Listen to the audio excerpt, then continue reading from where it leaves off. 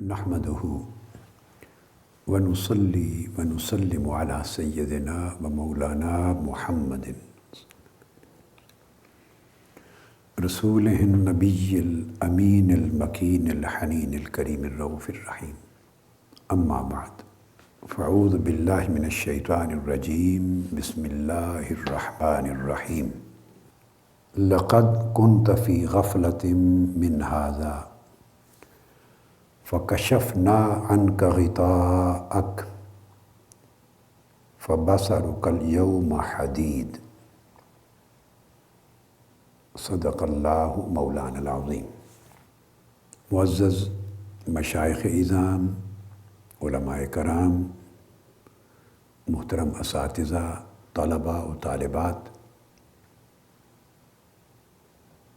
دنیا بھر کے مجالس علم میں شرکت کرنے والی خواتین و حضرات اور تمام مستفیدین اور مستفیدات، الحمدللہ تعالی ہم اللہ جل مجدہ کی توفیق سے علم کی ماہیت پر، اس کی اقسام پر اور اس کی مختلف انواع و اقسام کے حصول کے ذرائع اور وسائل پر گفتگو کرتے کرتے الہام کی بحث الحمدللہ مکمل کر چکے. آج ہم علم کی ماہیت اور علم کے ذرائع اور وسائل، اس کے تحت کشف اور علم لدنی کی بحث کو شروع کر رہے ہیں. کشف کیا ہے؟ اس کے لیے میں نے قرآن مجید کی ایک آیہ کریمہ سورہ قاف کی آیت نمبر 22 اس کی تلاوت کی ہے، ریفرنس دینے کے لیے کہ کشف کا لفظ قرآن مجید میں کس معنی میں آیا ہے. کشف کہتے ہیں پردے کا اٹھ جانا، اسی سے مکاشفہ ہے، باب مفعلہ سے. یہ مراحل ہیں جب نفس کا تزکیہ ہو جاتا ہے اور نفس قدورتوں سے، رذائل سے، کثافتوں سے پاک ہوتا چلا جاتا ہے، اور ساتھ ہی ساتھ قلب کا یعنی دل کا تصفیہ ہو جاتا ہے، اور مومنین صالحین کو صفائے قلب نصیب ہو جاتی ہے، اور دل کا آئینہ گرد و غبار سے، گناہوں کی گرد و غبار، جیسا کہ میں نے پچھلی نشست میں عرض کیا تھا کہ حجابات کی 10 مختلف قسمیں، طرح طرح کے پردے ہیں جو دل پر پڑتے ہیں. پھر طرح طرح کی سیاہیاں ہیں جو اعمال سیئہ، برے اعمال اور برے اخلاق کے نتیجے میں دل پر آتی ہیں. پھر دل کے زنگ ہیں تو، اور اس کی بھی قسمیں ہیں، یعنی ایک ہلکی قسم ہے، غین کہتے ہیں اس کو، چھوٹی موٹی گرد و غبار جو پڑ جاتی ہے. یہ نہایت ہلکا حجاب ہوتا ہے، چھوٹا حجاب. پھر اس سے زیادہ کثیف حجاب، اس کو غیم کہتے ہیں میم کے ساتھ. پھر اس سے کثیف حجاب، اس کو ران کہتے ہیں، رین اور ران. ان کا ذکر قرآن مجید کی آیات میں اور احادیث نبوی میں مختلف حوالوں سے آیا ہے. یہ 3 نام اس لیے بتائے کہ یہ مختلف حجابات ہیں. کتنا پتلا حجاب ہے، کتنا سخت حجاب ہے، کتنا حجاب اس سے زیادہ سخت تر ہے، کس طرح کا حجاب ہے. الغرض جب یہ حجابات اٹھتے چلے جاتے ہیں، اس کو رفع حجب کہتے ہیں. رفع حجب کے تمام حجابات اٹھ گئے، اٹھا دیے گئے، تو جب آپ آنکھوں کے سامنے ایک پردہ پڑا ہو تو نظر نہیں آتا، پردہ اٹھا دیں تو سمپل سی بات ہے، کیا ہوتا ہے، جو کچھ ورائے حجاب تھا، پردے کے پیچھے تھا، وہ نظر آنے لگ جاتا ہے۔ تو ہم اس کو تفصیل سے ڈسکس کرتے چلے آئے ہیں کہ جس طرح جسمانی کان ہیں اور جسمانی آنکھیں ہیں اور جسمانی زبان ہے، اسی طرح قلب کی بھی آنکھیں ہیں، قلب کے بھی کان ہیں، قلب کی زبان ہے، اور قلب اس زبان سے ذکر کرتا ہے اللہ کا۔ قلب اپنے کانوں سے، قلب یعنی دل ہے، وہ مخاطبات کا سماع کرتا ہے، فرشتوں کے کلمات کو سنتا ہے، اور اپنی آنکھوں سے اس طرح مغیبات کو، غائب کی چیزوں کو، جنہیں سر کی آنکھیں نہیں دیکھ سکتی، ان کو قلب اپنی آنکھوں سے دیکھتا ہے۔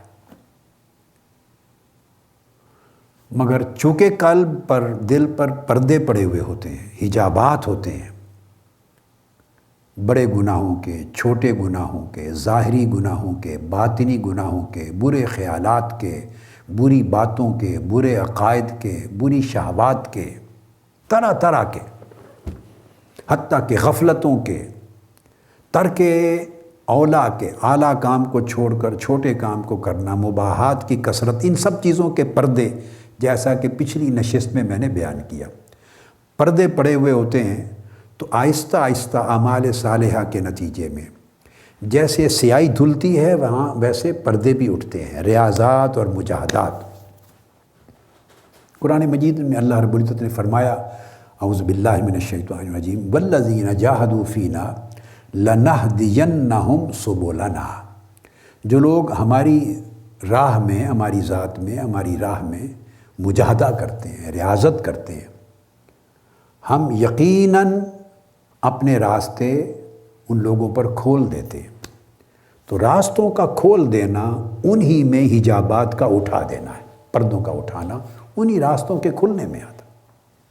پردے اٹھتے ہیں تو تبھی راستے کھلتے ہیں۔ اسی طرح یہ جو بنیادی تصور ہے، یہ کشف ہے، مکاشفہ ہے۔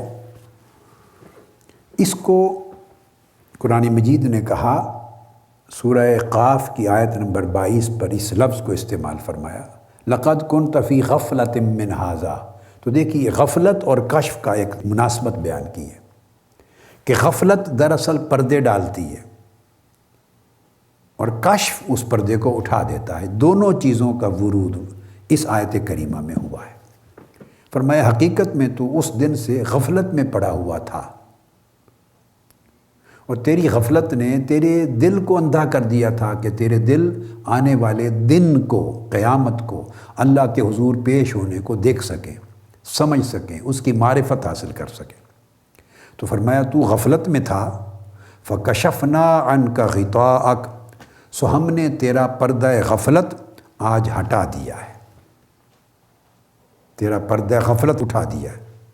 فَبَصَرُكَ الْيَوْمَ حَدِيدٌ، پس آج تیری نگاہ تیز ہے، جو کچھ تو نہیں دیکھ سکتا تھا، آپ غفلت کا پردہ اٹھ جانے کے بعد آج تو ہر چیز عیاں دیکھ رہا ہے، مشاہدہ کر رہا ہے۔ اس کے بعد اسی طرح قرآن مجید نے قیامت کے دن کے احوال کا بیان کرتے ہوئے ایک چیز اور بیان کی، سورہ القلم اور آیت نمبر 42، یہ بھی 29ویں پارے میں فرمایا، یوم یکشف عن ساق ویدعون الی السجود فلا یستطیعون۔ قیامت کا دن وہ دن ہوگا جس دن ساق سے پردہ اٹھا دیا جائے گا۔ اب ساق کا ایک معنی تو ہے احوال قیامت کی ہولناکیاں اور شدتیں، ان کو ساق کہا ہے۔ قیامت کے دن جو شدتیں ہوں گی، کربتیں ہوں گی، پریشانیاں ہوں گی، ہولناکیاں ہوں گی، جس سے انسان پریشان ہوں گے، تو قیامت کے دن کی پریشانیوں اور ہولناکیوں سے پردہ اٹھا دیا جائے گا۔ تو جو کچھ وہ نہیں دیکھتے تھے اب انہیں نظر آنے لگ جائے گا، اور تب کہا جائے گا وَيُدْعَوْنَ إِلَى السُّجُودِ، پھر انہیں دعوت دی جائے گی کہ سجدہ کرو اللہ کے حضور۔ تو ایک تو معنی یہ کیا گیا کہ قیامت کی ہولناکیوں سے پردہ اٹھا دیا جائے گا، ساق سے مراد لیا قیامت کی ہولناکیاں۔ مگر بنیادی چیز ہے پردہ اٹھا دینا۔ یہ تو ایک بیان آیا ہے۔ اب اسی طرح صحابہ کرام اور تابعین نے ساق کا اور معنی بھی بیان کیا ہے۔ یہ میں صحیح بخاری سے یہ لے رہا ہوں، یہ صحیح بخاری سے اسی آیت کی تفسیر میں امام بخاری نے کتاب التفسیر صحیح بخاری کے اندر، اس کے اندر باب قائم کیا ہے، باب یوم یکشف عن ساق، ساق سے جس دن پردہ اٹھا دیا جائے گا، کشف ہو جائے گا لوگوں کو۔ تو اس کا ذکر کرتے ہوئے حدیث پاک میں حضرت ابو سعید خدری رضی اللہ تعالیٰ عنہ روایت کرتے ہیں، آقا علیہ السلام نے فرمایا یقول یکشف ربنا عن ساقہ، اللہ رب العزت اس دن ساق سے پردہ اٹھا دے گا، یعنی کشف کر دیا جائے گا، لوگوں کی آنکھوں سے پردے اٹھ جائیں گے۔ اب وہ ساق کیا ہے، اس کو جو میں نے پہلے بیان کیا معنی، قیامت کے دن کی شدائد، مشکلات، ہولناکیاں، پریشانیاں، یہ معنی حضرت قتادہ التابعی رضی اللہ تعالیٰ انہوں نے کیا کہ یہ جو کشف ہے، پردے کا اٹھنا، یہ قیامت کی ہولناکیوں سے ہوگا، حضرت قتادہ نے بیان کیا۔ اور حضرت ابو موسیٰ اشعری رضی اللہ تعالیٰ عنہ انہوں نے بھی یہ تعریف اس ساق کی، یہ حضور کے صحابی ہیں، وہ فرماتے ہیں یوم یکشف عن ساق قال عن نور عظیم فیخرون لہ سجدا، اور وہ کہتے ہیں کہ جو پردہ اٹھایا جائے گا وہ بڑے عظیم نور سے اٹھایا جائے گا، اس سے مراد نور حق ہے، جلوہ حق ہے۔ اللہ رب العزت کی انوار و تجلیات انہیں نہیں نظر آ رہی ہوں گی پردہ غفلت کی وجہ سے، پردہ جہالت کی وجہ سے، پردہ کفر و فسق کی وجہ سے، تو وہ پردہ اٹھایا جائے گا، جب پردہ اٹھتے ہی وہ نور عظیم کو، نور حق کا جلوہ کریں گے۔ اور بھی کئی احادیث بخاری اور مسلم میں ایسی موجود ہیں، اور صحاح ستہ میں جہاں لفظ کشف اللہ رب العزت کے کبھی چہرہ قدرت اور چہرہ کے حسن حق سے پردہ اٹھنے کی طرف اشارہ کیا گیا ہے، کبھی نور ربانی کے نظر آنے کے لیے پردے کا اٹھانا اور کشف کے لفظ کا ذکر آیا ہے۔ تو یہ میں نے کچھ احادیث اس لیے بیان کی معنی کے طور پر تاکہ اس سے یہ پتہ چل جائے کہ کشف کا معنی پردہ اٹھانا ہے کسی چیز۔ وہ پردہ سر کی آنکھوں سے بھی اٹھایا جا سکتا ہے، اور اس ورائے حجاب جو کچھ ہے وہ نظر آ جائے۔ وہ پردہ دل کی آنکھوں کے بھی اٹھتے ہیں، اور جو کچھ دل دیکھنے سے قاصر تھا، کشف ہونے سے، اس دل کا پردہ اٹھ جانے سے وہ چیز نظر آ جائے۔ اب کشف کی جو اصطلاح ہے اس کی تعریف کی گئی ہے، تو تعریف تو میں نے اس کی لغوی معنی تو بیان کر دیا، اور اس کو کشف کو مکاشفہ کے طور پہ بھی بیان کرتے ہیں۔ اس کی تعریفات کی کتاب الجرجانی نے جو تعریف کی ہے کشف کی، وہ بھی رفع الحجاب کی، اور اصطلاح میں وہ کہتے ہیں هو الاطلاع علی ما وراء الحجاب من المعانی الغیبیہ والامور الحقیقیہ وجوداً و شہوداً۔ یا تعریفات میں لکھتے ہیں کہ کشف نام ہی ہے پردے کے اٹھ جانے کا، اصطلاحاً پردے کا اٹھ جانا۔ اب یہاں چار چیزیں قابل توجہ ہیں۔ ایک کہتے ہیں کہ یہ بھی کشف ہے کہ جو غیبی معانی ہیں قرآن مجید کے، ان سے پردہ اٹھ جائے۔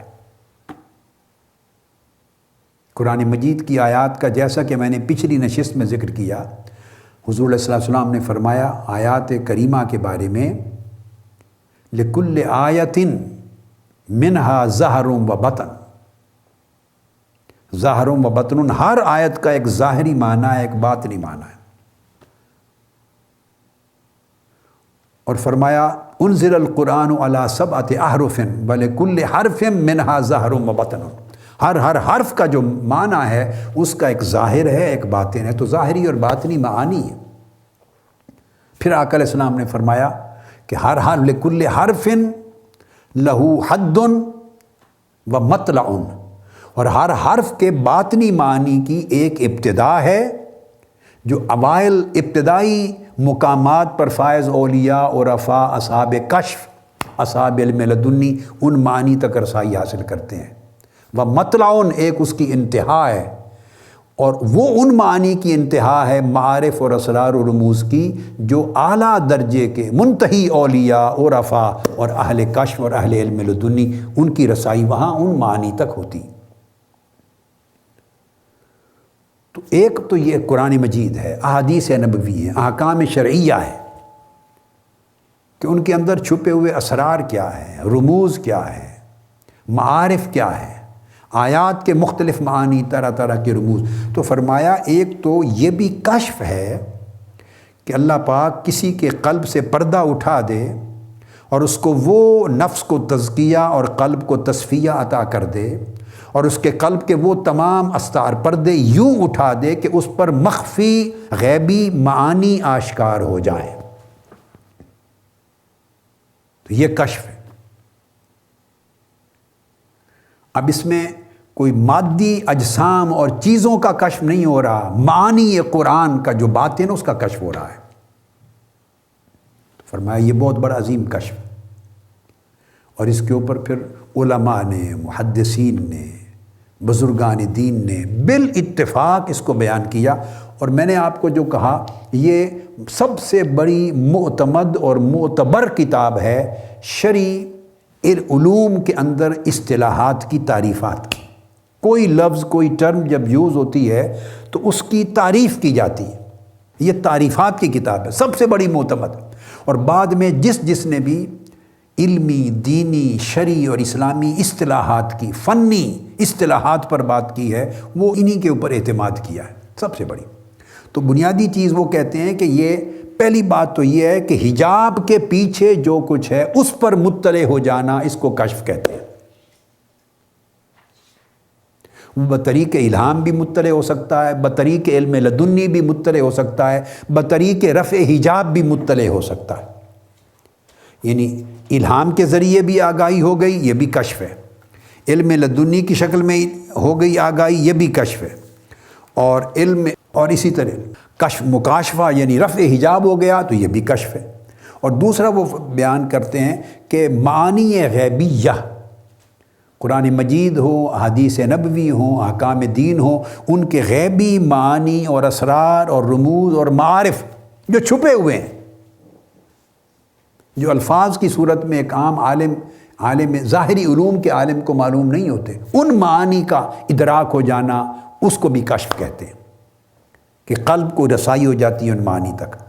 اور پھر فرمایا والامور الحقیقیہ، اور وہ امور جو حقیقی امور ہیں ان کا ادراک ہو جائے پردہ اٹھنے کے ساتھ، اس کو بھی کشف کہتے ہیں، خواہ وہ وجود سامنے آ جائے، خواہ اس کا مشاہدہ صفات اور تعینات کے ساتھ ہونے لگے۔ اور یہ کشف کیسے ہوتا ہے؟ صفائے قلب کے بعد بندے کو اللہ رب العزت کی بارگاہ سے نور نصیب ہوتا ہے، انوار و تجلیات اترتی ہیں، شرح صدر ہو جاتا ہے۔ شرح صدر پردوں کے اٹھنے سے ہوتا ہے، جب پردے اٹھتے ہیں دل کو صفا نصیب ہوتی ہے تو شرح صدر ہوتا ہے، اور اس سے اللہ کا نور نصیب ہوتا ہے۔ اللہ کے نور سے ہر شے روشن ہو جاتی ہے، اور اللہ کا نور جتنا قوی ہوتا چلا جاتا ہے وہ کبھی اللہ رب العزت کے افعال کا نور ہوتا ہے، کبھی اللہ کی صفات کا نور ہوتا ہے، کبھی اللہ کے اسماء کا نور ہوتا ہے اور تجلیات ہوتی ہیں، کبھی ذاتی نور ہوتا ہے اللہ کی ذات کا۔ یہ ڈیپینڈ کرتا ہے کہ صاحب کشف کا، صاحب مرتبہ کا، صاحب ولایت کا، صاحب صفائے قلب کا درجہ کتنا بلند ہے۔ تو یہ جو کشف کی صورت ہے اس کو اب قرآن مجید نے بیان کیا ہے۔ تو پہلے قرآن مجید سے اس کی سند لاتے ہیں، پھر اس کو احادیث کی طرف آگے چلتے ہیں۔ یہاں 3 اصطلاحات استعمال ہوتی ہیں، وہ بھی معلوم ہو جائیں۔ ایک تو کشف سے مکاشفہ، تو گویا مکاشفہ یا کشف ان حقائق کا ہوگا جن تک حواس خمسہ کو رسائی نہیں۔ جو چیز سر کی آنکھیں دیکھ رہی ہوں اور عام آدمی کی آنکھ بھی دیکھ سکتی ہے اس کو کشف نہیں کہتے۔ کان سن رہے ہیں عام آدمی کے، وہ سنائی دے دیا تو اس کو کشف نہیں کہتے۔ یعنی وہ حقائق جو حواس سے ماورا ہیں، اور وہ حقائق جو عقل کے ادراک اور فہم سے ماورا ہیں، اور وہ فیض الوہیت، فیض بارگاہ الوہیت سے نصیب ہو، اور نورانیت کے طور پر اللہ کے اطاعت حاصل ہونے والے نور کے ذریعے نصیب ہو۔ میں پھر سمجھا رہا ہوں، اب یہ کتاب ہے دوسری، پہلے بیان کر دی میں نے۔ اب یہ امام قاشانی ہیں، شیخ عبدالرزاق قاشانی، لطائف الاعلام میں بیان کرتے ہیں، وہ بیان کرتے ہیں کہ وہ بھی تعریف اس طرح بیان کرتے ہیں کہ یہ جو کشف ہے یہ حقائق علمیہ کا بھی کشف ہوتا ہے اور انوار کونیہ کا، حقائق کونیہ کا بھی کشف ہوتا ہے۔ یعنی ایک کشف یہ ہے کہ علمی حقائق جو ایک عام عالم کو استاد کے زانوِ تلمذ اس کے سامنے طے کرنے سے ان حقائق تک اس کے قلب میں ادراک نہیں ہوا، کتب کو، کتابوں کے مطالعہ اور پڑھنے اور نصابات کے پڑھنے اور عمر بھر کتابوں کو کنگالنے سے وہ حقائق اس کی سمجھ میں نہیں آئے، بعض اوقات ان حقائق کی معرفت ہو جاتی ہے قلب کی آنکھ سے، دل کی آنکھ سے، تو اسی وقت ہوتی ہے جب وہ کشف ہوتا ہے، پردہ اٹھتا ہے۔ تو حقائق علمیہ کا بھی کشف ہوتا ہے اور حقائق کونیہ کا بھی کشف ہوتا ہے، اور کونیہ سے مراد یہ کائنات، یونیورس، میٹیریل جو یونیورس ہے، فزیکل یونیورس ہے، اس میں جو چیز دور ہیں، کشف کا مطلب ہے وہ یہاں بیٹھے نظر آ گئی، جو کچھ ماضی میں ہوا واقعہ وہ آج بیٹھے نظر آ گئے، حالانکہ آنکھوں کے سامنے نہیں، جو کچھ مستقبل میں ہونے والا ہے اس وقت لوگ آپ ننگی آنکھوں سے بھی دیکھ سکیں گے، مگر آپ صدیوں پہلے، سالوں پہلے، دنوں، ہفتوں پہلے، آج آپ نے دیکھ لیا، یہ کشف ہے۔ ممکن ہے جب اس کے ظہور کا وقت آئے تو آدمی بالکل ننگی آنکھ سے دیکھ رہے ہوں، وہ اس زمانے کے لوگ، مگر اس سے قبل دیکھ لینا یہ کشف ہے۔ ماضی میں جب واقعہ پیش ہوا تو لوگ دیکھتے تھے، ان کی آنکھوں کے سامنے ہوا، وہ کشف نہیں تھا، مگر اب ماضی گزر گیا، واقعہ اوجھل ہو گیا، اب وہ حقیقت آنکھوں کے سامنے نہیں، اب اگر کوئی اس کو دیکھتا ہے تو اس کو کشف کہتے ہیں۔ تو کشف کا ادراک ماضی سے لے کے حال اور مستقبل تک ہر ایک پر ہوتا ہے، ہر جگہ ہوتا ہے۔ تو قرآن مجید نے ایک اور مقام پر بھی سورہ النجم میں بھی بیان کیا ہے کاشف، اس سے یعنی مراد پردہ اٹھا دینا، کسی چیز سے پردہ اٹھا دینا، مصائب سے، اس کو کئی چیزوں کے حوالے سے اس کو آیا ہے، کثرت کے ساتھ یہ لفظ قرآن مجید میں آئے ہیں۔ اور اس کا دوسرا ایک متبادل لفظ مکاشفہ بھی یوز کرتے ہیں، کشف کا، جو میں نے کہا۔ تو اب یہ باطن کی آنکھ سے چیزوں کو دیکھ لینا، اس کو تو مکاشفہ کہا گیا، اور یہ سری بھی ہے، حصی بھی ہے، جیسے کہ میں نے پہلے بیان کر دیا، لے لو اٹھا لو، معانی کا، لطائف کا، معارف کا، اسرار اور رموز کا، حقائق کا، علمیہ کا اگر ہوا تو اس کو کشف سری کہا، اور حصی بھی ہے، یہ روحی ہے کشف، معنوی ہے، اور کشف حصی بھی ہے، مادی حقائق کا، فزیکل آبجیکٹس کا اگر دنیا کا کشف ہوا، مکاشفہ ہوا، اور یہ روحانیت میں ترقی کی 10 منزلوں میں سے ایک منزل ہے، یہ تو مکاشفہ ہو گیا۔ اس کے بعد یہ مکاشفہ جب آگے بڑھتا ہے تو اس میں نے پچھلی نشست میں عرض کیا تھا کہ اس میں خطا کا بھی امکان ہوتا ہے۔ مکاشفہ یا کشف اکثر و بیشتر عالم مثال کے انداز میں ہوتا ہے۔ عالم مثال کیا ہے؟ یہ موجودہ جس دنیا میں ہم بیٹھے ہیں اس کو عالم شہادت کہتے ہیں، یہ عالم اجسام ہے۔ ایک عالم ارواح ہے جہاں روحیں رہتی ہیں، تو عالم ارواح سے روحیں آئیں اور اس دنیا میں منتقل ہوئی ہمارے جسموں میں، تو یہ عالم اجسام ہے۔ تو عالم اجسام اور عالم ارواح کے درمیان ایک عالم ہے، اس کو عالم مثال کہتے ہیں، مثل سے عالم مثال کیوں کہتے ہیں؟ کہ اس کے اندر وہی حقائق جو ہم اپنی آنکھوں سے دیکھتے ہیں یا عالم ارواح میں ایگزسٹ کرتے ہیں، وہ ایک الگ مثالی صورتوں میں وہ حقائق موجود ہوتے ہیں۔ اس میں عالم اجسام کا بھی پرتو ہوتا ہے اور عالم ارواح کا بھی پرتو، دونوں کی ریفلیکشن جب مکسڈ ہو جاتی ہے، کمبائن ہو جاتی ہے، اس کو عالم مثال کہتے ہیں۔ خواب میں جو کچھ ہم دیکھتے ہیں وہ عالم مثال ہوتا ہے۔ خواب میں جو کچھ دیکھتے ہیں وہ تمام حقائق کی مثالی صورت ہوتی ہے، اس لیے خواب میں جو چیز دیکھی اور سنی جاتی ہے اس سے مراد من و ان وہ شے نہیں ہوتی، اس کی تعبیر ہوتی ہے۔ اگر دودھ دیکھا مثال کے طور پر تو اس سے مراد علم ہوگا، علم دین ہوگا، اس سے مراد علم دین ہوگا۔ اگر مختلف اور چیزیں دیکھی تو وہ جو نفس امارہ میں آپ مختلف چیزیں دیکھتے ہیں، کبھی بیت الخلاء نظر آتا ہے تو مراد اس سے ٹوائلٹ اور بیت الخلاء نہیں ہوتا، اس کا اشارہ نفسانی غلاظت کی طرف کیا جا رہا ہوتا ہے۔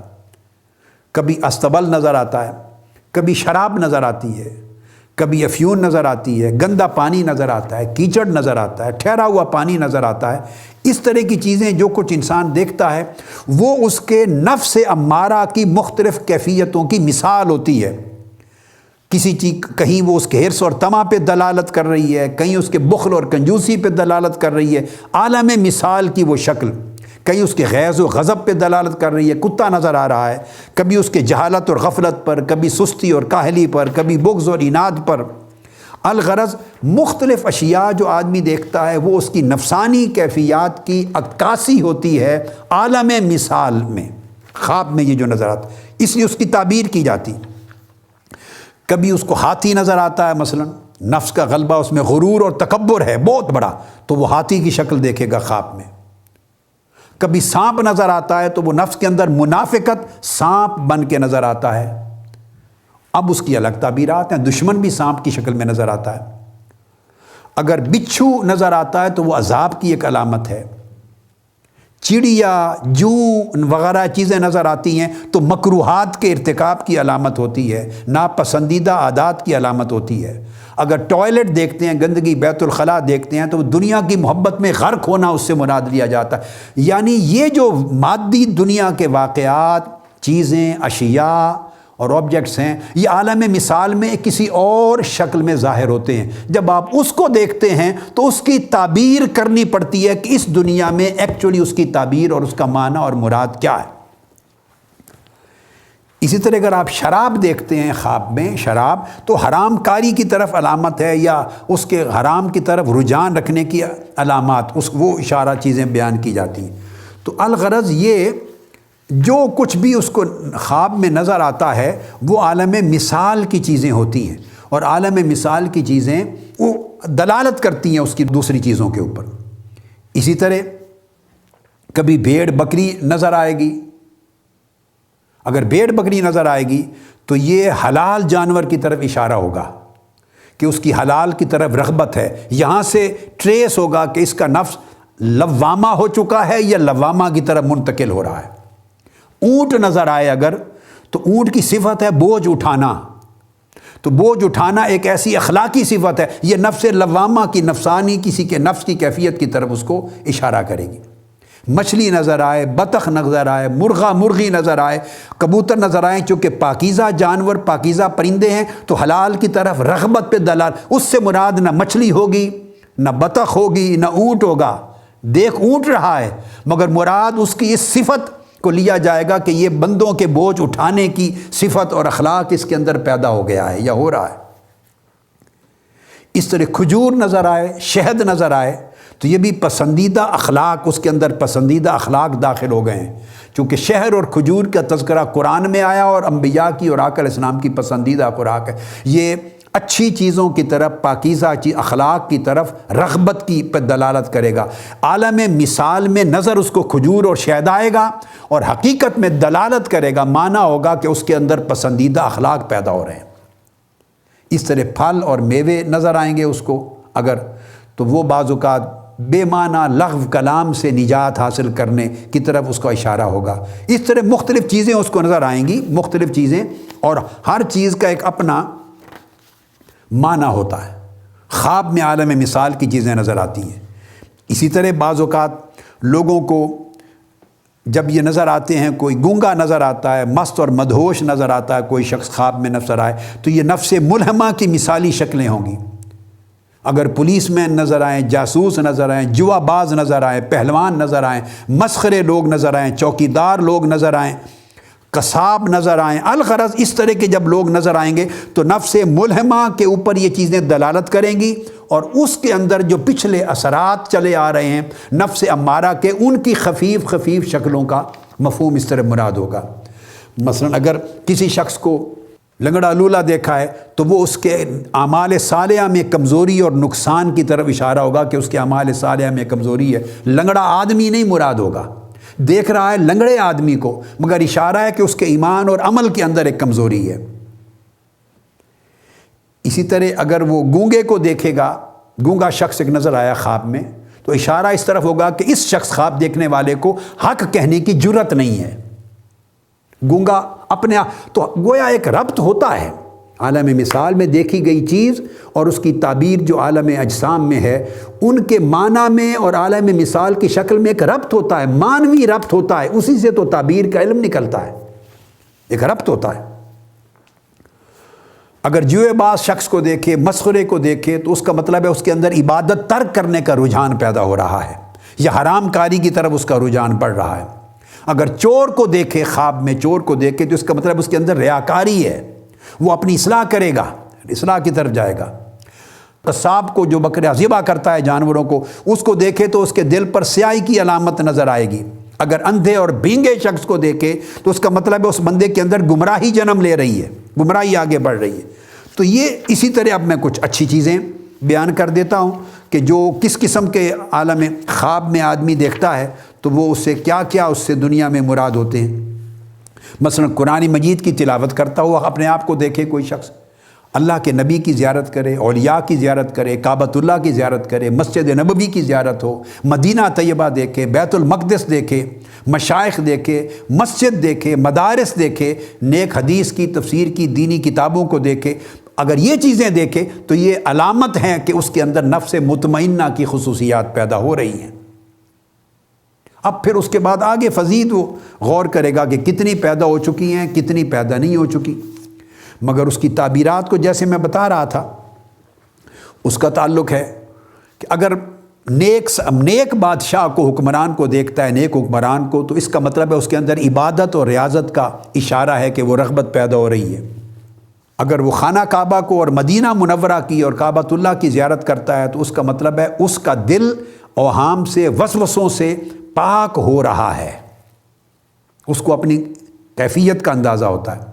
جامع مسجد کو دیکھے، دینی مدارس کو دیکھے، نیک چیز کو دیکھے تو اس کا مطلب ہے کہ وہ اس کے اندر گویا اچھائی کے اثرات اور اچھائی کی قوت اور اس کی طرف اطمینان نیک اعمال کے بڑھ رہے ہیں۔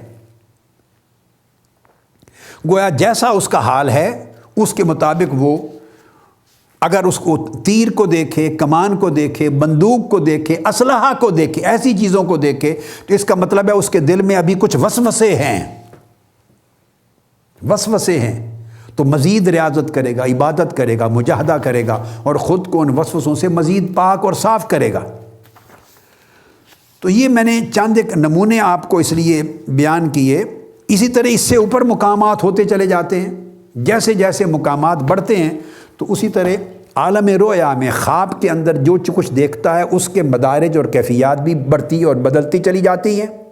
لیکن یاد رکھ لیں کہ جو چیز وہ دیکھے گا اس کی تعبیر اور مراد جو لیا جا رہا ہے ان کے درمیان اور خواب میں دیکھی گئی شے یا آواز کے درمیان ایک معنوی ربط ہوگا، ایک معنوی ربط ہوگا۔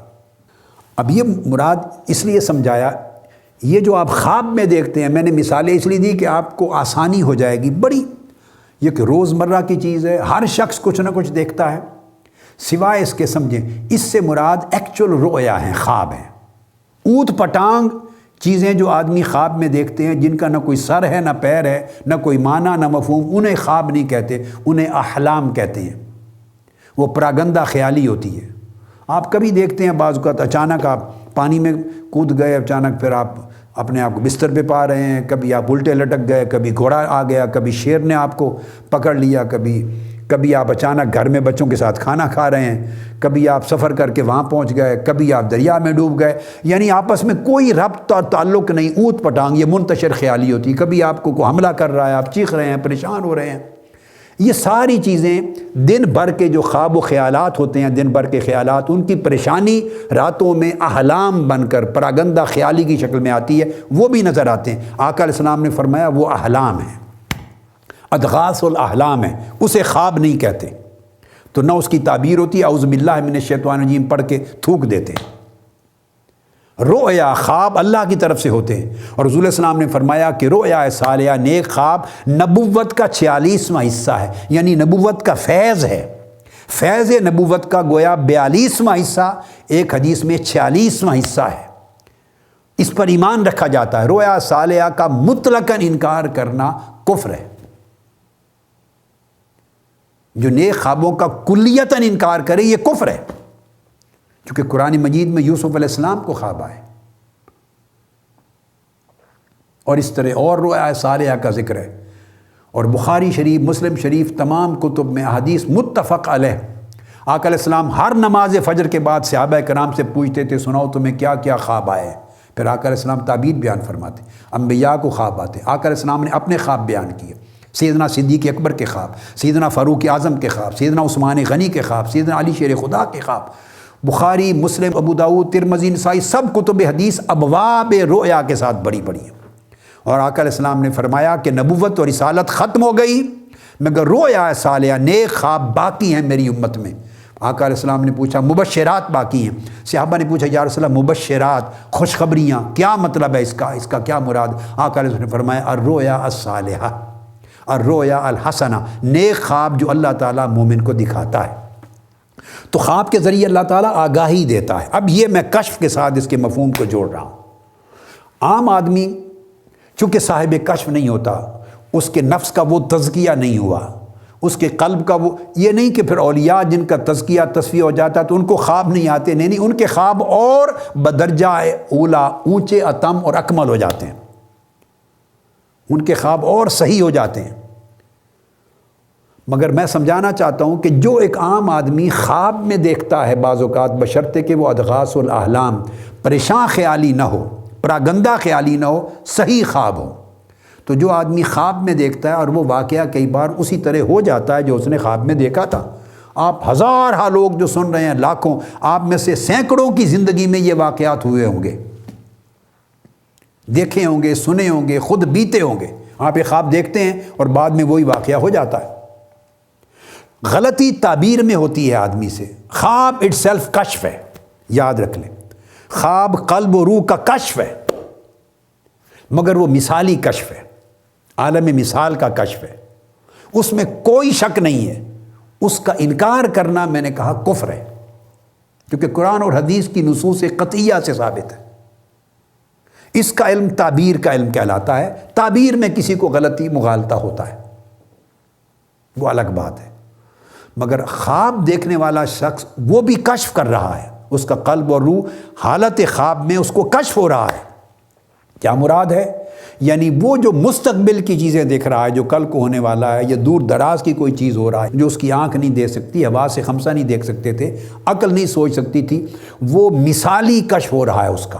چونکہ عالم مثال کا کشف ہے، لہٰذا وہ تعبیر طلب ہے، وہ تعبیر طلب، اس کی فن تعبیر ہے، اس کی تعبیر کی جاتی ہے کہ یہ خواب دیکھا، اس سے کیا مراد ہے، اس کی تعبیر کیا ہے۔ تعبیریں ایک چیز کی 10 تعبیریں بھی ہوتی ہیں۔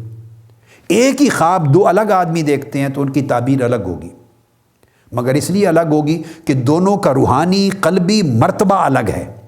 اس کی صفائے قلب اور ہے، اس کی صفائے قلب اور ہے۔ ایک ہی خواب ایک نیک متقی شخص دیکھے اس کی تعبیر اور ہوگی، ایک گناہ گار فاسق و فاجر شخص دیکھے اس کی تعبیر اور ہوگی۔ ایک مریض شخص دیکھے ایک خواب اس کی تعبیر اور ہوگی، صحت مند شخص دیکھے وہی خواب اس کی عین ممکن ہے تعبیر اور ہوگی۔ شادی شدہ شخص نے ایک خواب دیکھا تو اس کی تعبیر اور ہوگی، غیر شادی شدہ شخص نے دیکھا تعبیر اور ہوگی۔ میں سب خوابوں کی بات نہیں کر رہا، بعض خاص خواب ایسے ہوتے ہیں، تو ہر شخص کے اپنے حالات کے مطابق، احوال کے مطابق اس کے خواب جدا جدا ہوتے ہیں، اور کبھی ایک ہی خواب کئی لوگ دیکھتے ہیں، ہر ایک کی تعبیر جدا جدا ہوتی ہے، چونکہ ان کے درجات الگ ہیں، روحانی کیفیات الگ ہیں، قلب اور نفس کے احوال اور اس کی صفائی کی کیفیتیں الگ الگ ہیں، چونکہ یہ کشف ہے۔ اسی طرح اولیاء کو جب کشف ہوتا ہے تو ان کے کشف الگ الگ ہوتے ہیں، جو مثالی کشف ہوتے ہیں۔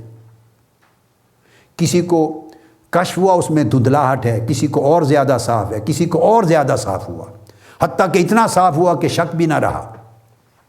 پھر اگر مثالی کشف ہے تو اولیاء بھی اس مثالی کشف کی تعبیر کرتے ہیں، ایک نے تعبیر اور کی، ایک نے تعبیر اور کی، ایک نے اور کی، مختلف حالات کے مطابق بھی تعبیرات مختلف ہوتی ہیں، مختلف زمانوں میں تعبیرات مختلف ہوتی ہیں۔ تو اس طرح تو کشف، مکاشفہ، اس کے بعد پھر اگلا درجہ ہے مشاہدہ۔ تو اس میں حجابات اٹھتے ہیں، کسی کے خواب میں اٹھتے ہیں اور کسی کے حالت بیداری میں حجاب اٹھ جاتے ہیں۔ تو اس کا اگلا درجہ پھر مکاشفہ کے بعد مشاہدہ ہے۔ پہلا جو کشف حجاب جب ہو جاتا ہے، رفع حجاب، تو دیکھنا ہے کہ کتنی شفافیت اس کو نصیب ہوئی، اتنا کشف درست ہوگا. اور شفافیت کتنی ہوئی اس کا تعلق ہے کہ اس کے قلب کو، دل کو صفائی کتنی نصیب ہوئی اور نفس کو کتنی صفائی اور تزکیہ نصیب ہوا. یہ اس کے اوپر انحصار ہوتا ہے. مگر اس کے بعد جو مشاہدہ ہے، مشاہدہ میں عالم مثال کی چیز نہیں رہتی، مشاہدہ تعبیر طلب نہیں رہتا. یہ اگلا مرحلہ ہے. کئیوں کا کشف اتنا بڑھتا چلا جاتا ہے، روحانی مقام اتنا بلند ہوتا چلا جاتا ہے، اتنا بلند ہوتا چلا جاتا ہے کہ جب کشف ہوتا ہے تو کشف یعنی مکاشفہ وہ بدل چکا ہوتا ہے حالت مشاہدہ میں. اور وہ دل کو جس طرح سر کی آنکھ سے آدمی چیز کو دیکھتا ہے اور مغالطہ کا امکان نہیں رہتا، تو اصحاب مشاہدہ بغیر خطا کے چیز کو دیکھتے ہیں. ان کا درجہ اصحاب مکاشفہ سے بلند ہوتا ہے. یہ رؤیت کی طرح ہوتی ہے. یہ مشاہدہ مثل رؤیت ہوتا ہے، جیسے ننگی آنکھ سے دیکھنا. اور پھر اس کے بعد ایک تیسرا درجہ اور بلند ہے جس کو معاینہ کہتے ہیں. معاینہ، اس میں کوئی خصوصیات اور صفات بھی ارد گرد نہیں رہتی جن کے تعین سے مغالطہ ہو سکے. یہ بالکل عین الیقین، حق الیقین کی طرح ہو جاتا ہے معاینہ. اور مشاہدہ عین الیقین کی طرح ہو جاتا ہے. اور مکاشفہ علم الیقین کی طرح کا فائدہ دیتا ہے. یہ کشف کی وہ صورت تھی جو میں نے آپ کو عرض کیا اس کے معنی کے طور پر. اب ہم قرآن مجید سے لیتے ہیں اس کا اثبات. قرآن مجید سے، قرآن مجید نے بیان کیا سیدنا ابراہیم علیہ السلام کے حوالے سے.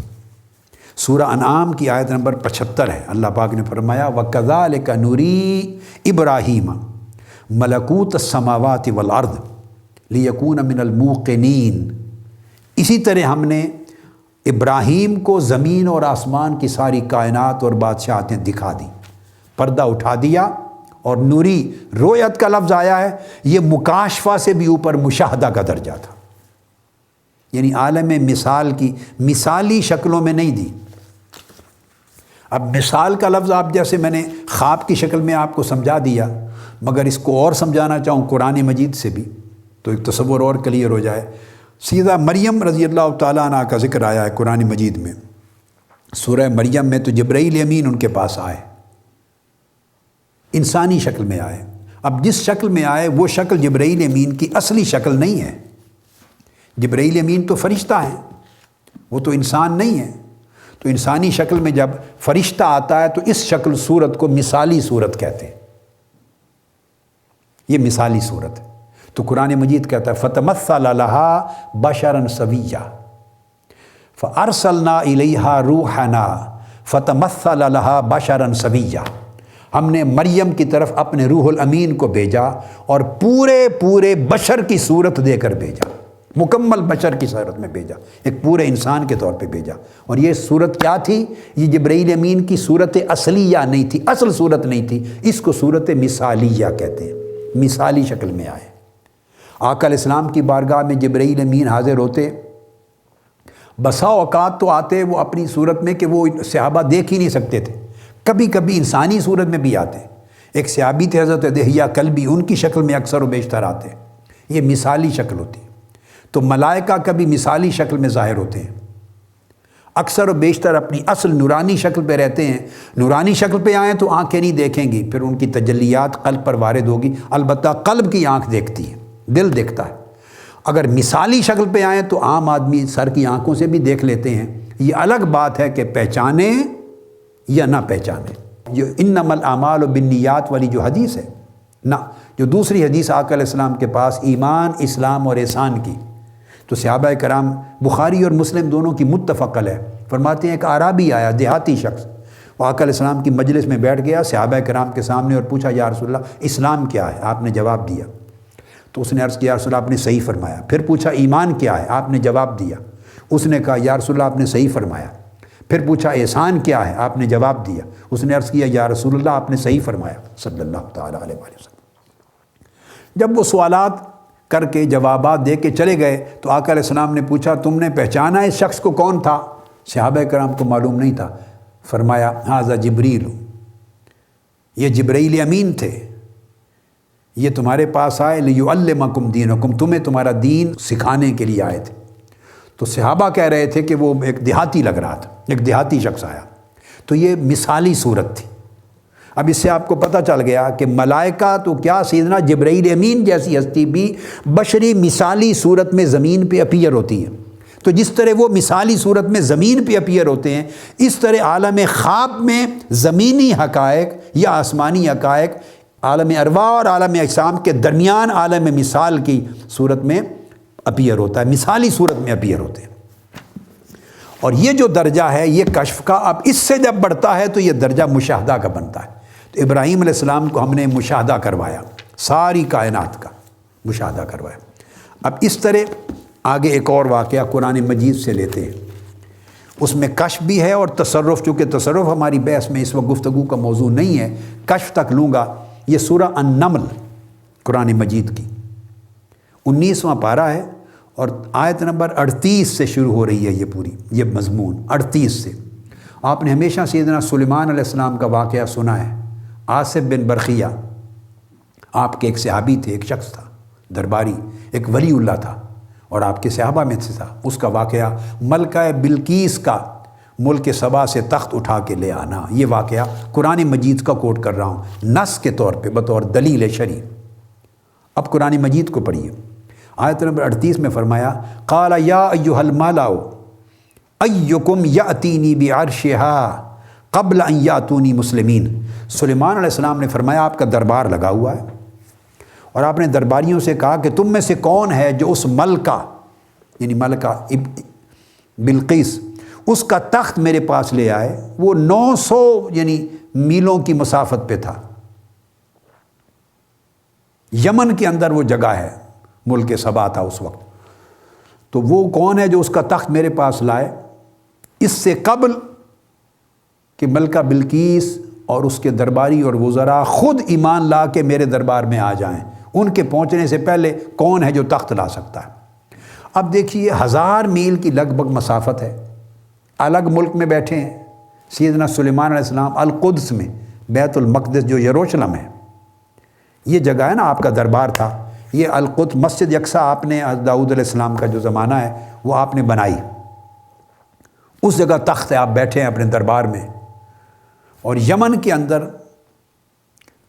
ملک سبا ہے، وہاں تخت ہے پڑا ہوا، بیٹھا ہوئے درباری یہاں ہیں، ان سے پوچھتے ہیں کون لا سکتا ہے؟ تو اللہ کا نبی جب یہ پوچھ رہا ہے کہ تم میں سے کون ہے جو لا سکتا ہے، اس کا مطلب ہے کہ ایسا آدمی ہونا چاہیے جو اس کو دیکھ بھی رہا ہو کہ وہ تخت کہاں پڑا ہے، اس کا راستہ بھی معلوم ہو اور یہاں پیش کرنے کی قدرت اور تصرف اور طاقت بھی رکھتا ہو۔ اب قدرت اور تصرف اور طاقت چونکہ اس وقت ہمارے موضوع کا حصہ نہیں ہے، ہمارا موضوع کشف ہے، مکاشفہ اور علم لدنی ہے، تو وہ آپ اللہ کا نبی جب پوچھ رہا ہے، اگر یہ ممکن نہ ہو تو اللہ کا نبی سوال ہی نہیں کر سکتا اپنے درباریوں سے، اور جن سے پوچھ رہا ہے ان میں کوئی نبی نہیں ہے۔ یہ قرآن مجید کی آیت اس بات پہ بھی دلالت اب کرے گی کہ یہ کشف غیر نبی کو ہے، چونکہ آپ اپنے درباریوں سے پوچھ رہے ہیں، وہ جو اولیاء صلحاء ہیں آپ کے اصحاب میں سے، یا جنات ہیں یا انسان ہیں، دونوں طبقے بیٹھے ہیں۔ تو اس کا مطلب ہے کہ حضرت سلیمان علیہ السلام اس بات پر یقین رکھتے ہیں کہ جن سے پوچھ رہا ہوں ان میں ایسے لوگ ہیں جنہیں یہ کشف ہے، جو یہاں بیٹھے ہوئے ملکہ سبا کے تخت کو دیکھ بھی رہے ہیں اور لانے کی طاقت بھی رکھتے ہیں۔ اسی لیے سوال کیا، ورنہ ناممکن چیز ہو تو اللہ کا نبی یہ سوال ہی نہ کرتا ان سے۔ قال عفریت من الجن، جنوں کا ایک قوی ہیکل، ایک سردار تھا، بڑا قوی ہیکل جن اٹھا، اس نے کہا انا آتی کبھی قبل ان تقوم من مقامک، کہا کہ میں وہ تخت آپ کے پاس لا سکتا ہوں قبل اس کے کہ آپ اپنے مقام سے اٹھیں، قبل ان تقوم من مقامک، آپ کے اٹھنے سے بھی پہلے تخت لا سکتا ہوں۔ آپ نے اس کی آفر قبول نہیں کی، وَإِنِّي عَلَيَّ لَقَوِيٌّ أَمِينٌ، جن تھا قوی عقل تو اس کی آفر قبول نہیں فرمائی۔ میں کیوں نہیں فرمائی؟ میں اس ڈیٹیل میں واقعہ میں نہیں جا رہا، میں تو نقطہ جو کشف کا ہے وہ سمجھانا چاہ رہا ہوں۔ پھر ایک اور شخص اٹھا اور وہ ولی تھا، اس کا نام تھا آصف بن برقیہ، جن نہیں تھا۔ وَقَالَ الَّذِي عِندَهُ عِلْمٌ مِّنَ الْكِتَابِ، چونکہ علم کی مجالس، علم کی نشستیں ہیں اور العلم کی بات ہو رہی ہے، تو فرمایا قرآن مجید نے پھر ایک ایسا شخص اٹھا اور اٹھ کے اس نے عرض کیا جس کے پاس آسمانی کتاب کا خاص علم تھا، علم من الکتاب. اب اگر آسمانی کتاب ہے تو قرآن مجید بھی ہے. قرآن مجید سے بڑے رتبے والی کتاب تو نہیں تھی نا سیدنا سلیمان علیہ السلام پر نازل ہونے والی کتاب جو صحیفہ اترا. قرآن مجید کا تو بڑا اونچا مقام ہے. تو قرآن مجید کے علم رکھنے والے ہزاروں لاکھوں علماء ہیں، تو کیا وہ ہزاروں میلوں کی مسافت سے کشف کر کے تخت دیکھ سکتے ہیں اور لا سکتے ہیں؟ تو مراد یہ ہے کہ یہ کون سا علم تھا؟ قرآن مجید کہتا ہے وقال الذی عندہ علم من الکتاب، پھر ایک ایسا شخص اٹھا جس کے پاس اس کتاب کا علم تھا. یہاں سے ثابت ہو گیا کہ وہ علم ظاہر نہیں تھا. علم ظاہر تو قرآن کے علم ظاہر رکھنے والے بھی ہزاروں لاکھوں کی تعداد میں عالم اسلام میں موجود ہوں گے، مشرق سے مغرب تک. پاکستان میں ہی گنتی کر لیں، انڈیا میں کر لیں، بنگلہ دیش میں کر لیں، عالم عرب میں کر لیں، تو ہزار ہا کی تعداد میں ظاہری علم تو قرآن کا رکھنے والے بھی ہیں. تو کیا وہ اصحاب کشف ہیں؟ کیا وہ اصحاب تصرف ہیں؟ نہیں. تو پھر وہ کون سا علم ہے جو علم کشف عطا کر رہا ہے، جو علم پردہ اٹھا رہا ہے، جو علم القدس میں مسجد اقصیٰ میں حضرت سلیمان علیہ السلام کے دربار میں بیٹھے ہوئے یمن میں ملکہ بلقیس کا تخت دکھا رہا ہے اس کو پردے اٹھا کر؟ تو وہ علم باطن ہے جس کی بات کر رہے ہیں، مکاشفہ کا علم. تو قرآن مجید نے اس پر زور دیا، ایمفسائز کیا، نقطہ سمجھانے کے لیے کہ یہ اب جن کی بات نہیں ہو رہی، جن کی آفر رد کر دیا آپ نے، اب یہ انسان ہے، اولیاء اور صالحین میں سے، آپ کے صحابہ میں سے ہے. اور وہ اٹھا اور ایمفسائز کیا علم من الکتاب، کہ اس کے پاس طاقت کیا تھی؟ علم باطن کی، علم کی طاقت تھی. اور علم ظاہر نہیں تھا، علم باطن تھا. وہ کھڑے ہوئے، انہیں کہا انا آتی کا بہی قبل ان یرتد الیک طرفک، اے سلیمان علیہ السلام وہ تخت میں لا سکتا ہوں. پوچھا کتنی دیر میں؟ فرمایا آپ کی آنکھ جھپکنے سے پہلے تخت پیش کر سکتا ہوں. تو اس کا پتہ چلا کہ اگر علم لدنی حاصل ہو جائے، علم کشف حاصل ہو اور علم باطنی حاصل ہو اور مرتبہ ولایت نصیب ہو جائے تو روحانی طاقت جنات سے بھی بڑھ جاتی ہے. وہ سردار تھا جنات کا، قوی ہے کل جن، اور اپنی ساری طاقت اور قوت کو بروئے کار لا کر اس نے جو ٹائم فریم یہ تھا کہ آپ کے کرسی سے کھڑے ہونے سے پہلے لا سکتا ہوں. اور جو غیر جن انسان ہے، ولی اللہ ہے، حضرت آصف بن برقیہ ان کا نام ہے، جو صاحب علم لدنی ہیں، مرتبہ ولایت پر فائز ہیں، وہ جو ٹائم فریم دے رہے ہیں وہ کرسی سے کھڑے ہونے کی فزیکل موشن کا ٹائم نہیں دے رہے، فزیکل موومنٹ کا ٹائم نہیں دے رہے، وہ آنکھ جھپکنے سے پہلے لا سکتا ہوں. اب آپ بیٹھے ہیں، سارے آنکھ جھپکیں، تو آنکھ جھپکنے میں تو آپ اپنا بازو بھی نہیں ہلا سکتے، بازو بھی نہیں ہلا سکتے. اتنے شارٹیسٹ اسپین آف ٹائم میں لا سکتا ہوں. قبل ان یرتد الیک طرفک، آپ کی نگاہ آپ کی طرف پلٹنے یا پلک جھپکنے سے پہلے لا سکتا ہوں. تو سلیمان علیہ السلام نے ان کو اجازت دی، لے آؤ. فلما رآہ مستقرا عنده قال هذا من فضل ربی، آپ نے آنکھ جھپکی، تخت سامنے تھا، اور اس ولی اللہ نے کہا یہ اللہ کے فضل سے ہے. وہ جن تھا نا، اس کے پاس جناتی طاقت تھی، ولی اللہ نہیں تھا، تو اس کی بولی اور تھی. یہ ولی اللہ ہیں، ان کے پاس ربانی طاقت ہے، ان کی بولی اور تھی. جن نے کہا تھا کہ میں اٹھنے سے پہلے لا سکتا ہوں، وَإِنِّي عَلَيْهِ لَقَوِيٌّ أَمِينٌ، میں اس پر طاقت اور قوت رکھتا ہوں، میری اس پر قدرت ہے، اتنی طاقت رکھتا ہوں کہ میں لا سکتا ہوں اور امانت دار بھی ہوں. تو وہ اپنی قوت کی طرف اشارہ کر رہا تھا جن. یہ ولی اللہ ہے، انہوں نے کہا آنکھ جھپکنے سے پہلے لا دیتا ہوں، اور پھر جب آ گیا تو اپنی قوت کی بات نہیں کی، بلکہ کہا ھذا من فضل ربی، یہ میرا کچھ نہیں، میرے مولا کا فضل ہے، مولا کا فضل ہے.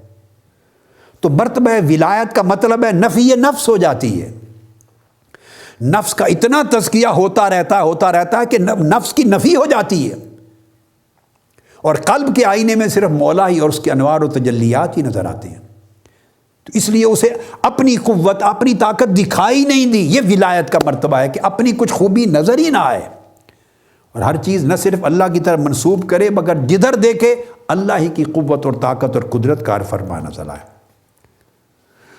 تو یہ قرآن مجید کی ایک آیت کریمہ. یہ اسی کشف کے لیے کہ یہ کشف تھا کہ یہاں بیٹھے دیکھ لیا۔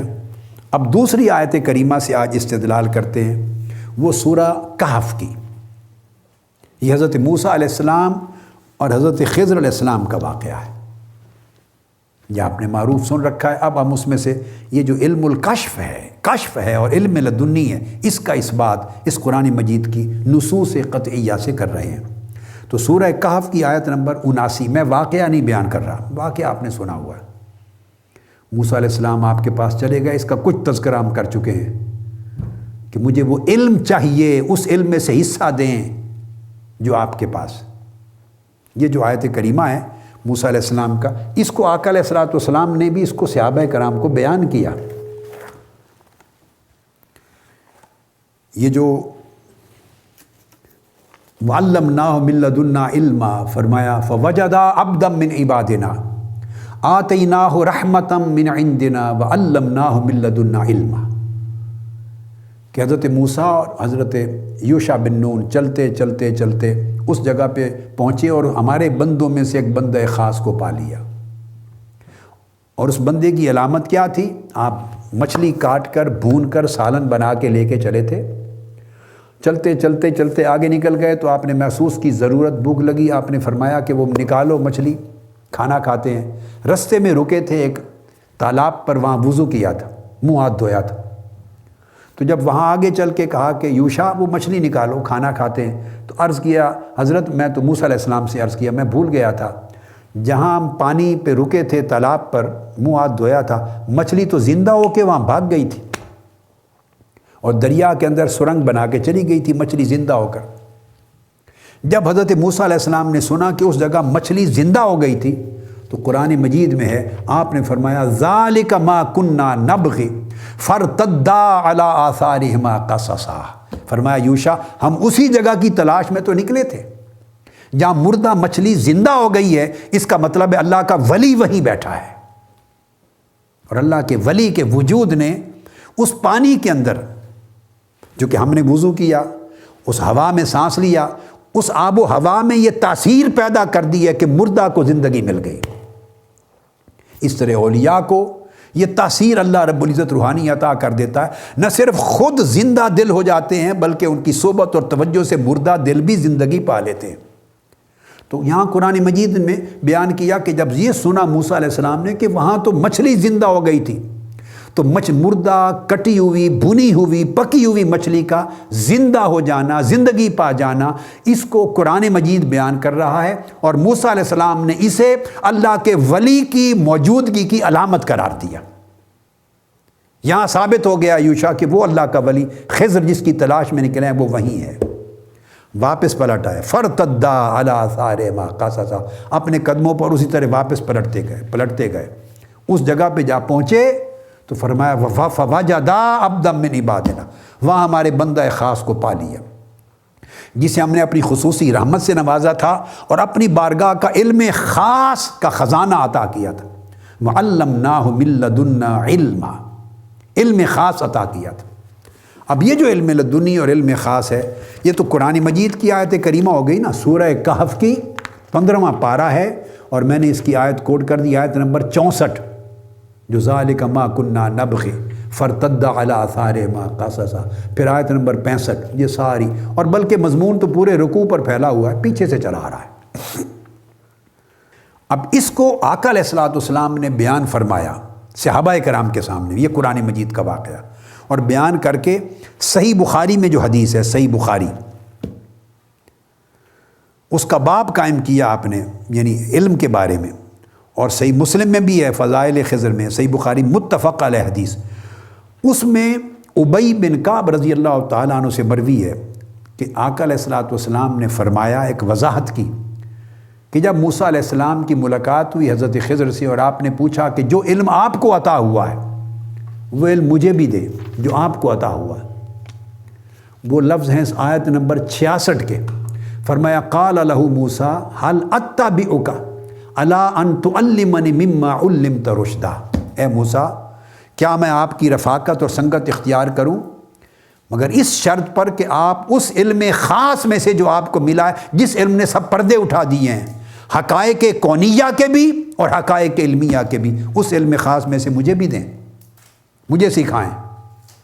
اب یہ جو آیت کریمہ ہے، آیت نمبر 66، اس کی تفسیر آقا علیہ السلام نے فرمائی، وضاحت کی، اور کہ اس کے یہ موسیٰ علیہ السلام کا سوال تھا۔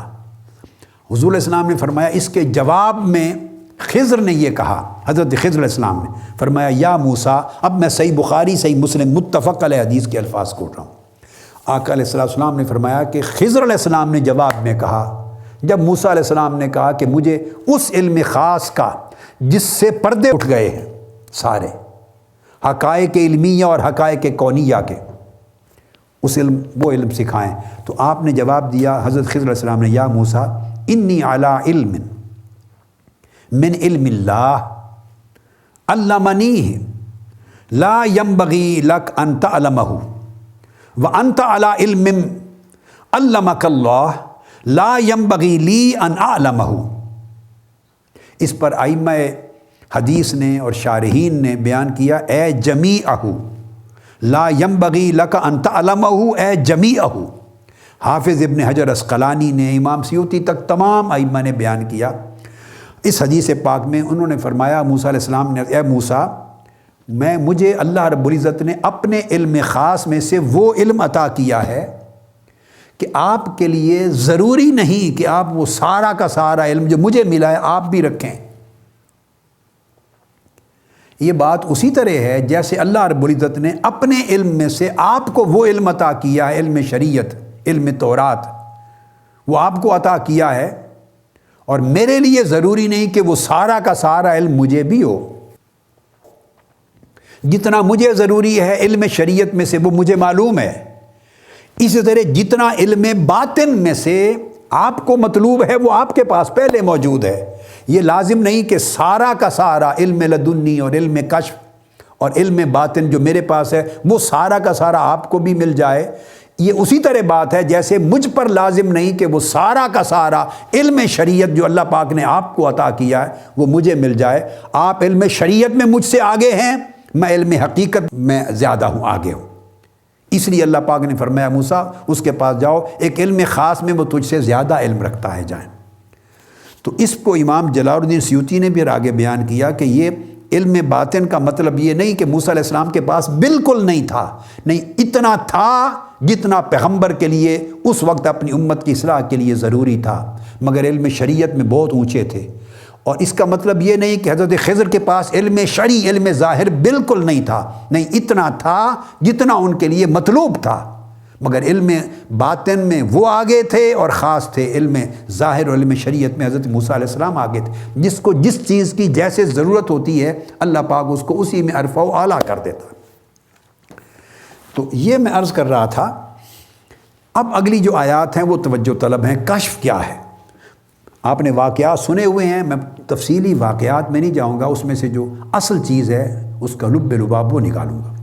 آیت نمبر 79، اس میں قرآن مجید نے بیان کیا کہ پہلا واقعہ تو یہ آیا، وہ آپ کو معلوم ہے کہ کشتی میں سوار ہوئے جن کی تو آپ نے توڑ دی کشتی۔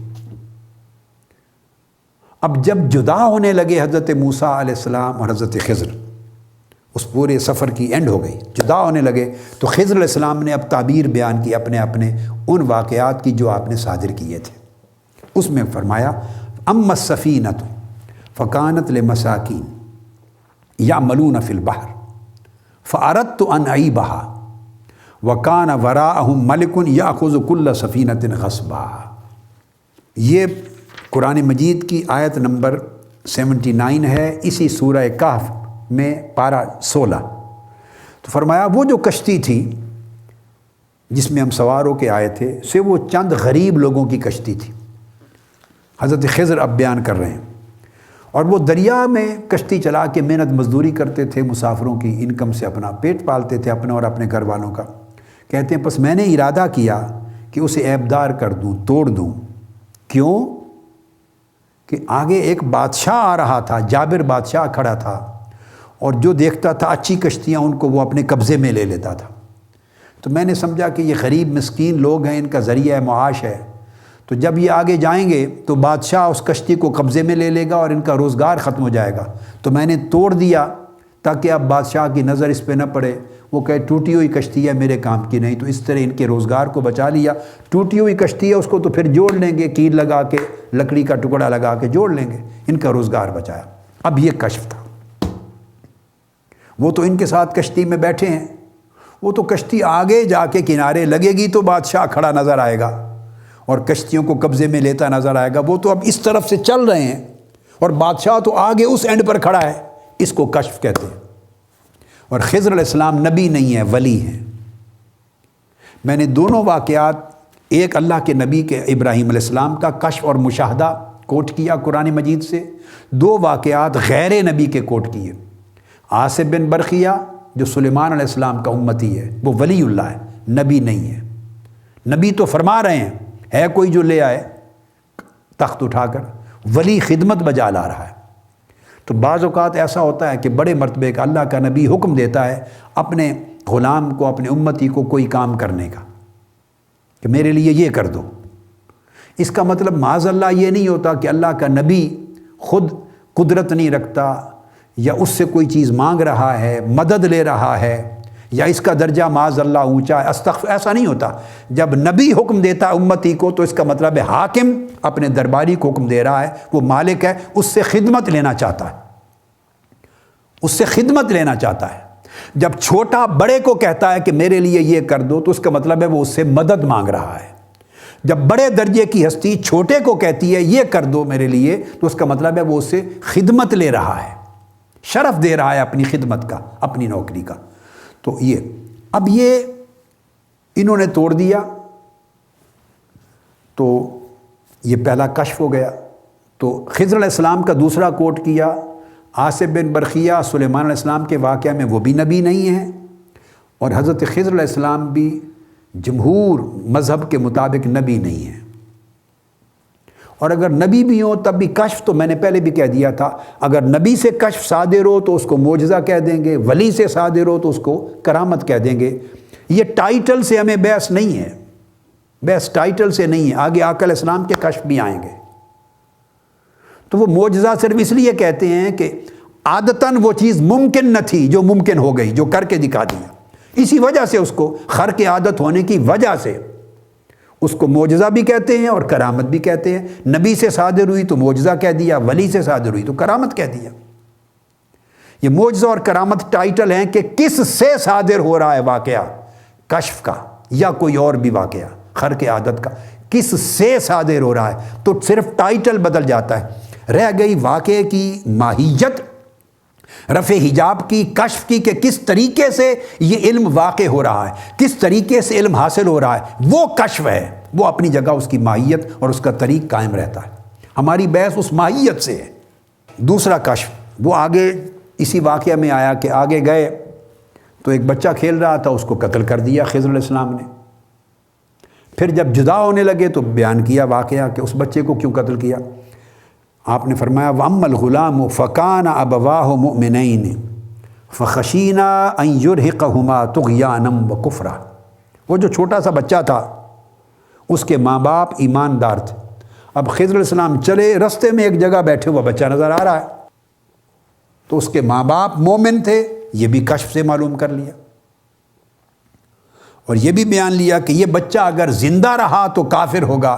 اب چھوٹی عمر میں بچے کے ماتھے پر تو نہیں لکھا ہوا کفر، یہ بھی کشف سے معلوم کیا کہ جب بڑا ہوگا تو کافر ہوگا، ایمان نہیں لائے گا، ماں باپ مومن ہیں، اور پھر اس کے کفر کی وجہ سے وہ اس کے ماں باپ بھی سرکشی اور کفر میں مبتلا کر دیے جائیں گے، ان کی آخرت خراب کرے گا، یہ بھی کشف سے معلوم کر لیا۔ ایک واقعہ میں 3 کشف، کہ اس کے ماں باپ مومن ہیں، یہ بھی کشف سے معلوم کیا، یہ بڑا ہو کر کافر بنے گا، یہ بھی کشف سے معلوم کیا، اور اس کا کفر ماں باپ کے ایمان کو بھی برباد کر دے گا، یہ بھی کشف سے معلوم کیا۔ تو اب میں اس کی دیگر پہلوؤں پر بحث نہیں کر رہا، ذہن میں رکھ لیں، یہ ہمارا سبجیکٹ نہیں، میں اس میں سے صرف کشف کا معنی، مفہوم قرآن مجید سے اس کا اس بات وہ بیان کر رہا ہوں، ایک نقطہ۔ تو یہ کشف کی دوسری مثال آ گئی، اور پھر اس کے بعد آپ نے فرمایا فَأَرَدْنَا أَن يُبْدِلَهُمَا رَبُّهُمَا خَيْرًا مِّنْهُ زَكَاةً وَأَقْرَبَ رُحْمًا، اور ہم نے ارادہ کیا اب ہم سے مراد اللہ نے اور میں نے، ہم نے ارادہ کیا کہ اللہ پاک اس بچے کو مار کے اس کا نعمت بدل دے، جو ماں باپ کی خدمت بھی کرے اور ان کے ایمان کی حفاظت بھی کرے۔ تو پھر تفاسیر میں آتا ہے کہ پھر اللہ پاک نے اس کے بدلے میں ان کو بیٹی عطا کی، اور ایک ایسی بیٹی عطا کی کہ اس بیٹی کی پوچھ سے پھر 70 سے زائد انبیاء پیدا ہوئے۔ اتنی بخت والی صالحات نصیب ہوئی۔ پھر تیسرا واقعہ وہ آپ نے سنا ہوگا، اسی سفر میں پھر ایک دیوار گر رہی تھی، ایک گاؤں میں گئے، قصبے میں، تو انہوں نے رات رہنے کی جگہ ہی نہیں دی اور کھانا بھی نہیں دیا اور مہمان نوازی بھی نہیں کی۔ اس کے باوجود ایک دیوار تھی اور وہ گر رہی تھی اور آپ نے اس کو تعمیر کر دیا، مزدوری بھی نہیں لی۔ اب اس کی وجہ بیان کی کہ میں نے ایسا کیوں کیا، گرتی ہوئی دیوار تعمیر کر دی، اور اس قریے میں، اس گاؤں میں، قصبے میں جن لوگوں نے ہماری مہمان نوازی نہیں کی، پوچھا ہی نہیں، کھانا تک بھی نہیں پوچھا، ٹھہرنے کا بھی نہیں پوچھا۔ فرمایا وَأَمَّا الْجِدَارُ فَكَانَ لِغُلَامَيْنِ يَتِيمَيْنِ فِي الْمَدِينَةِ۔ اب یہ کشف در کشف ہو رہے ہیں۔ فرمایا وہ دیوار 2 بھائیوں کی تھی، یتیم بچوں کی تھی۔ اب وہ یتیم بچے کوئی دیوار کے پاس بیٹھے ہوئے تو نہیں تھے، ایک دیوار کھڑی تھی۔ اس لیے تو موسیٰ علیہ السلام نے پوچھا کہ اس بستی والوں، اس گاؤں والوں کی دیوار آپ نے کیوں کھڑی کی؟ انہوں نے اپنے سوال میں بچوں کا نام بھی نہیں لیا۔ اب دیوار کن کی تھی یہ کشف سے معلوم کیا، 2 بچوں کی تھی یہ بھی کشف سے معلوم کیا، اور دونوں یتیم ہیں، ان کے والدین فوت ہو چکے ہیں، یہ بھی کشف سے معلوم کیا۔ وَكَانَ تَحْتَهُ كَنْزٌ لَهُمَا، اور پھر فرمایا کہ اس دیوار کے نیچے زمین میں خزانہ دفن کیا ہوا تھا، خزانہ مدفون تھا، یہ بھی کشف سے معلوم کر لیا۔ یہ بھی کشف کہ دیوار کے نیچے زمین میں خزانہ دفن تھا، جو اس کے باپ دادا دفن کر کے گئے تھے اس کے لیے، یہ بھی کشف سے معلوم کر لیا۔ وَكَانَ أَبُوهُمَا صَالِحًا، اور ان کا باپ یا دادا بڑا نیک پرہیزگار آدمی تھا، اللہ والا تھا، یہ بھی کشف سے معلوم کر لیا۔ اس کی جد کو بھی، نسب کو بھی معلوم کر لیا کہ ان کی نسب میں ان کا ایک باپ سے تفاسیر کی کتابوں میں آتا ہے کہ 4تھی یا 6ٹھی پشت میں ایک اللہ والا تھا، تب سے وہ دفن کر کے اس کے والدین گئے ہوں گے۔ تو فرمایا کہ وہ بھی تھا، تو سارے امور کشف سے معلوم کر لیے۔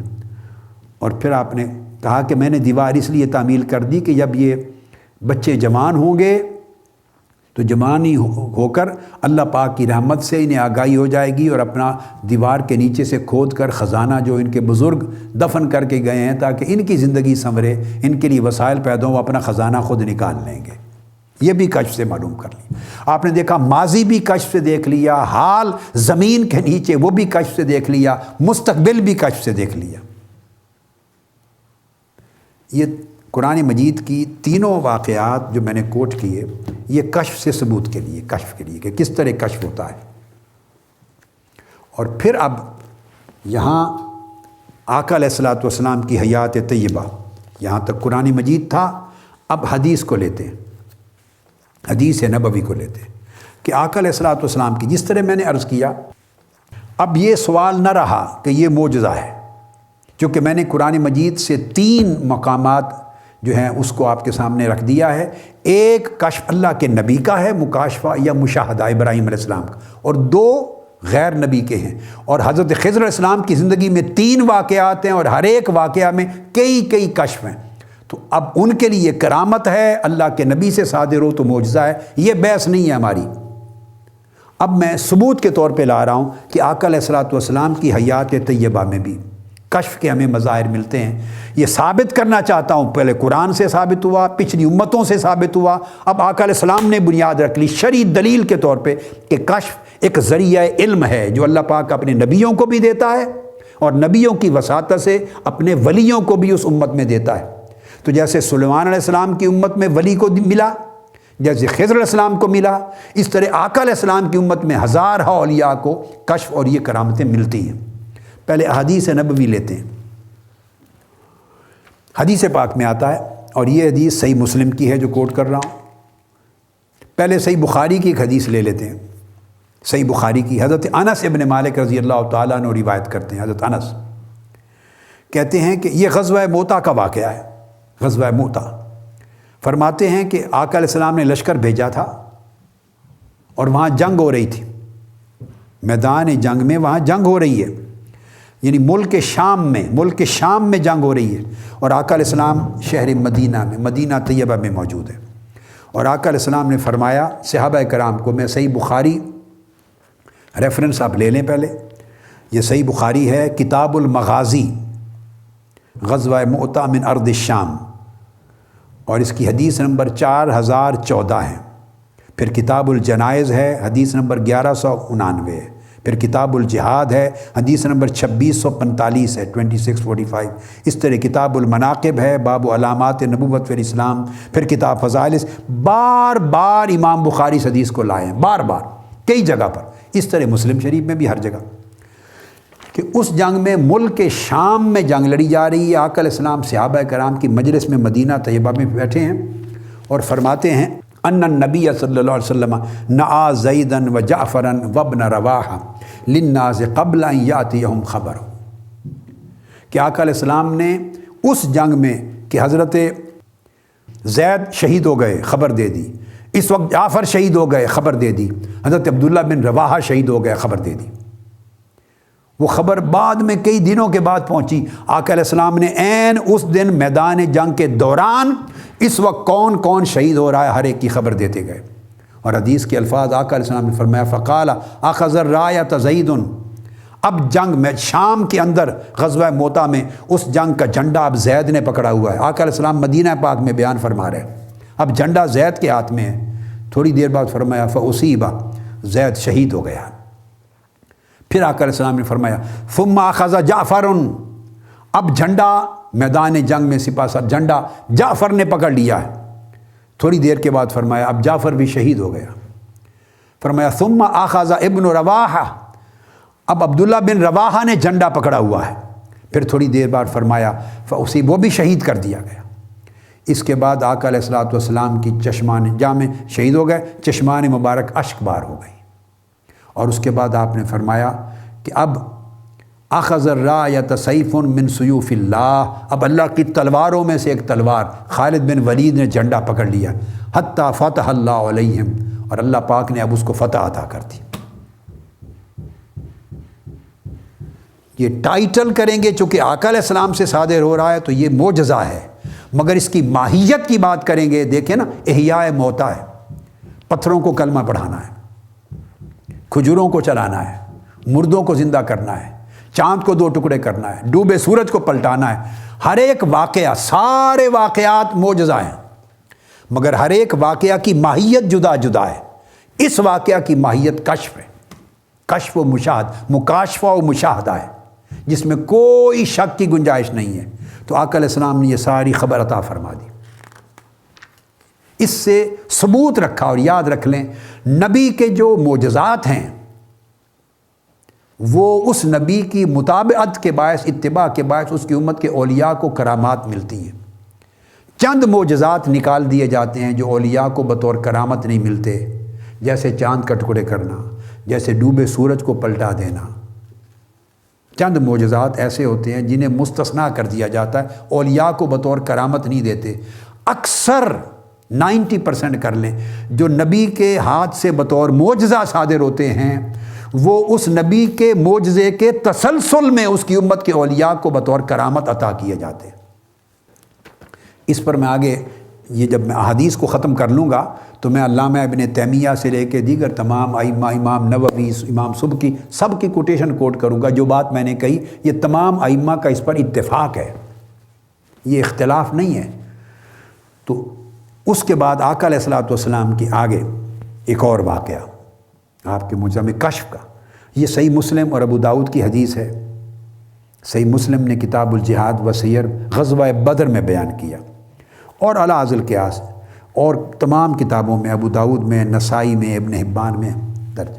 انس رضی اللہ تعالیٰ عنہ، حضرت انس ابن مالک راوی ہیں، فرماتے ہیں کہ جب ہم میدان بدر میں جا کے ہم بیٹھ گئے، اب جنگ اگلے دن ہونی تھی، ایک دن قبل آقا علیہ السلام نے ہم سب کو بلایا۔ قال فنادى برسول اللہ صلی اللہ علیہ وسلم الناس، لوگوں کو آقا علیہ السلام نے آواز دی، بلایا، فرمایا ادھر آ جاؤ میرے پاس۔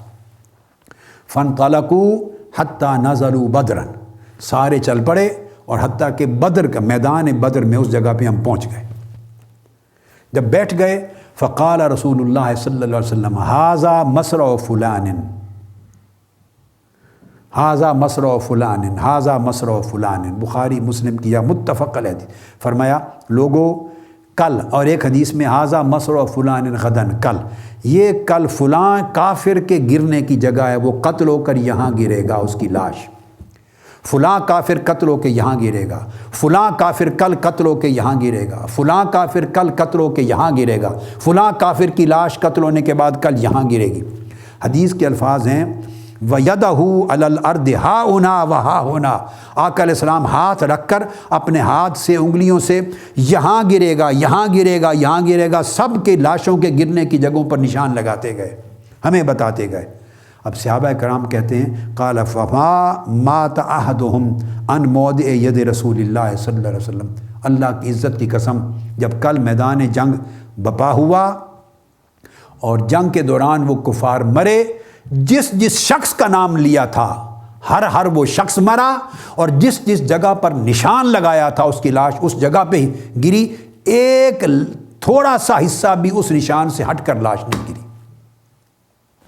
اب یہ واقعہ اتنا واضح اور صریح ہے، اس پر کوئی تبصرہ کرنے کی ضرورت نہیں، یہ کشف ہے، اور میں کشف کے مقامات بیان کر چکا ہوں۔ مکاشفہ بلند مقام میں مشاہدہ ہوتا ہے، اور مشاہدہ ہی بلند مقام میں معائنہ کہلاتا ہے۔ یہ ساری کشف کے مختلف درجات ہوتے ہیں۔ کشف سے مراد رفع الحجاب، پردے کا اٹھ جانا، کبھی اس کو مکاشفہ کہیں گے، پھر اور اونچا شک و شبہ نکل جائے گا تو مشاہدہ کہیں گے، اور اونچا معائنہ کہیں گے۔ یہ آقا علیہ السلام کے یعنی یہ کہ پردے اس طرح اٹھے ہیں کہ جو کچھ بعد میں ہونے والا ہے ایک ایک چیز کو دیکھ کر بیان فرما رہے ہیں۔ ایک دن قبل وہ سارے کفار جو بدر میں مرے، واصل جہنم ہوئے، ان کی موت کی بھی خبر دی، یہ بھی کشف ہے، اور مر کے کہاں کہاں لاشیں گریں گی وہ بھی خبر دی، یہ بھی کشف۔ اور کشف میں نے اعلیٰ ترین مرتبہ جو میں نے بیان کر دیا۔ اس سے بڑھ کے آقا علیہ السلام کے شب و روز میں ہر پنجگانہ نماز پر یہ کشف کے احوال ہوتے تھے۔ حضرت انس بن مالک رضی اللہ تعالیٰ عنہ روایت کرتے ہیں، اور حدیث متفق علیہ جو ابھی کوٹ کر رہا ہوں، متفق علیہ حدیث۔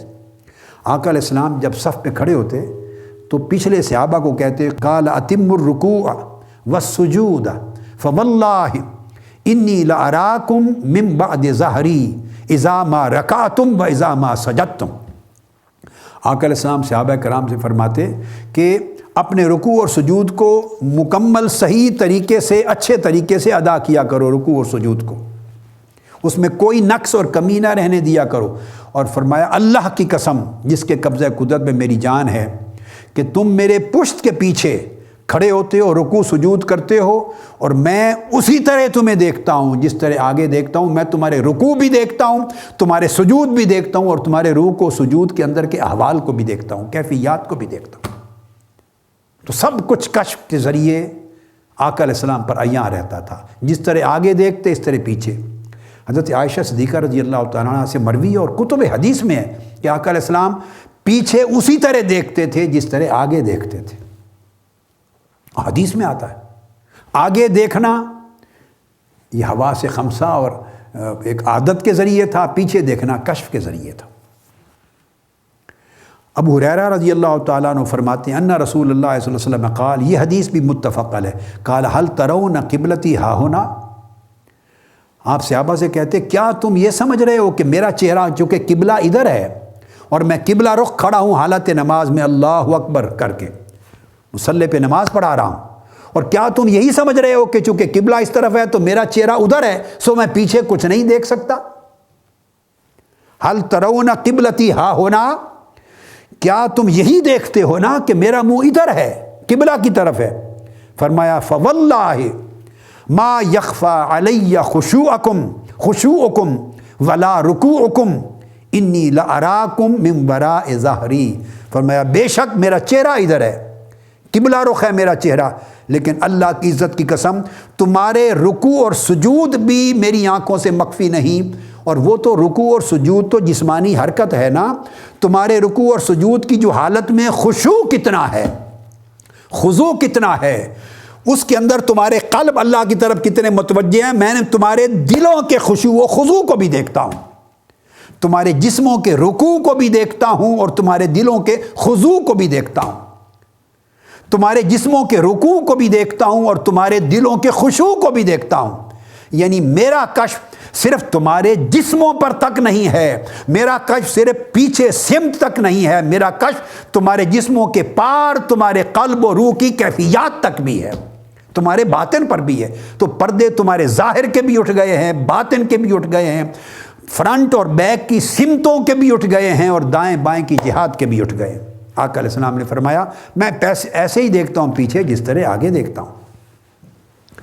پھر صحیح مسلم میں ایک اور روایت بھی، ابو ہریرہ رضی اللہ تعالیٰ عنہ روایت کرتے ہیں کہ آقا علیہ السلام نے نماز پڑھائی، اور نماز پڑھا کے آپ نے چہرہ مبارک جب پھیرا، سلام پھیرا، تو ایک شخص نے پیچھے نماز پڑھی تھی جماعت میں، کسی پچھلی صف پہ آ کے کھڑا ہوا ہوگا، آپ جماعت کرا رہے تھے، جب آپ نے سلام پھیر دیا، ثم انصرف، یعنی صلی بنا رسول اللہ صلی اللہ علیہ وسلم یومن، آقا علیہ السلام نے جماعت کرائی، ثم انصرف، جماعت کرانے کے بعد سلام کیا، جب رخ مبارک پھیرا تو پھیرتے ہی ایک شخص کو پیچھے سے بلایا، یا فلان الا تحسن صلاتک، تم نے اپنی نماز اچھی طرح کیوں نہیں ادا کی؟ گھبرا گیا، کیا ہوا یار؟ آقا علیہ السلام نے فرمایا انی واللہ لابصر من ورائی کما ابصر من بین یدی، صحیح مسلم اور نسائی کی حدیث سے صحیح، فرمایا خدا کی قسم میں اپنے پیچھے اسی طرح دیکھتا ہوں جس طرح اپنے آگے دیکھتا ہوں۔ یہ سب کشف ہے، یہ مکاشفہ اور مشاہدہ اور معائنہ کا مقام۔ یہ آقا علیہ السلام نے فرما دیا ان کو، ہر وقت کی اپنی کیفیت بیان فرما دی کہ ہر وقت میرا مقام یہ ہوتا ہے، انی لابصر من ورائی کما ابصر من بین یدی۔ ایک وقت کا ایک واقعہ بیان نہیں کیا کہ کوئی کہہ لے کہ کسی خاص وقت میں ایسا ہو گیا، فرمایا نہیں، اللہ کی قسم میں اپنے پیچھے اسی طرح دیکھتا ہوں جس طرح اپنے سامنے دیکھتا ہوں۔ تو ہمہ وقت آقا علیہ السلام کو یہ مکاشفہ، یہ مشاہدہ، یہ معائنہ سب سے اعلیٰ اور عرفہ مقام پر اور کیفیت میں رہتا تھا۔ پھر حضرت ابو ہریرہ رضی اللہ تعالیٰ عنہ پھر اور روایت کرتے ہیں، اور اس کو امام احمد بن حنبل نے مسند میں اور ابن خزیمہ میں بیان کیا، ابن خزیمہ نے، آقا علیہ السلام نے فرمایا نماز ظہر پڑھائی، اور بڑی امپورٹنٹ الفاظ ہیں، صلی بنا رسول اللہ صلی اللہ علیہ وسلم الظہر، نماز ظہر آقا علیہ السلام نے ہمیں پڑھائی، وفی مؤخر الصفوف رجل فاساء الصلاۃ، اور ایک شخص آخری صف میں تھا، آخری صفوں میں، آخری صفوں میں، یہ بات قابل توجہ ہے، حضرت ابو ہریرہ فرما رہے ہیں ایک شخص تھا جو جماعت میں حضور علیہ السلام کے پیچھے نماز پڑھ رہا تھا، فاساء الصلاۃ، اس نے جس طرح نماز پڑھی ہم تو نہیں جانتے، صحابہ تو نہیں جانتے تھے کہ کیا کیا اس نے، لیکن جب سلام پھیرا فلما سلم ناداہ رسول اللہ صلی اللہ علیہ وسلم، جب آپ نے سلام پھیرا تو سلام پھیرتے ہی آپ نے اس شخص کا نام لے کے بلایا، یا فلان، اس کو آواز دی اور فرمایا الا ترى کیف تصلی، کیا تم غور نہیں کرتے تم نے کس طرح نماز پڑھی، تم نے نماز خراب کر دی، انکم ترون، پھر آقا علیہ السلام نے فرمایا انہ یخفی علی شیء مما تصنعون، کیا تم یہ سمجھتے ہو کہ جو کچھ تم کرتے ہو اس میں سے کچھ بھی مجھ پر پوشیدہ رہ جاتا ہے؟ یہ آقا علیہ السلام نے سوال کیا، انکم ترون انہ یخفی علی شیء مما تصنعون، الفاظ پہ غور کریں، کیا تم یہ سمجھتے ہو کہ جو کچھ تم کرتے ہو اس میں سے کوئی شے بھی مجھ پر پوشیدہ رہ جاتی ہے؟ فرمایا نہیں، تمہارا کیا ہوا کوئی فعل مجھ پہ پوشیدہ نہیں رہتا، واللہ انی لارا من خلفی کما ارا من بین یدی، اللہ کی عزت کی قسم میں اپنے پیچھے اسی طرح دیکھتا ہوں جس طرح آگے دیکھتا ہوں۔ یعنی یہ وہ احادیث نبوی ہیں جس میں آقا علیہ السلام نے خود اپنی زبان مبارک سے اپنے کشف تام کی کیفیت اور مشاہدہ کاملہ کی کیفیت اور معائنہ تامہ کی ہمہ وقت دائمی کیفیت کو بیان فرمایا۔ یہاں پر آج کی نشست کو ختم کرتے ہیں، اس کے بعد آگے ایک دو اور بڑے ایمان افروز واقعات ہیں کشف محمدی صلی اللہ علیہ وسلم کے، آقا علیہ السلام کے، اگلی نشست وہاں سے شروع کریں گے، اور ائمہ اصول کی جو دلائل ہیں اور علماء کے ان کو بھی اس میں شامل کریں گے انشاءاللہ۔ وما علینا الا البلاغ، والسلام علیکم ورحمۃ اللہ وبرکاتہ۔